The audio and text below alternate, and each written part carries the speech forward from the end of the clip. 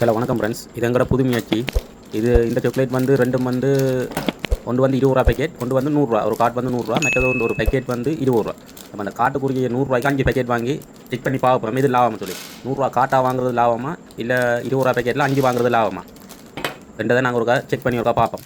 உங்களுக்கு புரியான வீடியோக்கள் கவர்மெண்ட்டாக திருப்பி போடலாம். எங்களோட சேனலை ஒருக்கா சப்ஸ்கிரைப் பண்ணி விடுங்க. சப்ஸ்கிரைப் பண்ணி விட்டு லைக் பண்ணி விட்டிங்கன்னா தான் அடுத்தடுத்த வீடியோக்கள் இதே பெருசாக செய்து கூறுவோம். இப்போ நாங்கள் எண்ணி பார்ப்போமா. 2 3 4 5 6 7 8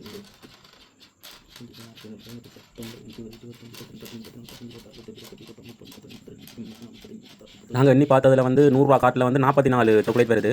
அதே போல் 20 ரூபா பேக்கெட்டில் வந்து 52 வருது. மொத்தம் இதே 100 ரூபா காட்டையும் 20 ரூபா பேக்கெட்டில் வந்து எங்களுக்கு வந்து 8 இது கூட வருது.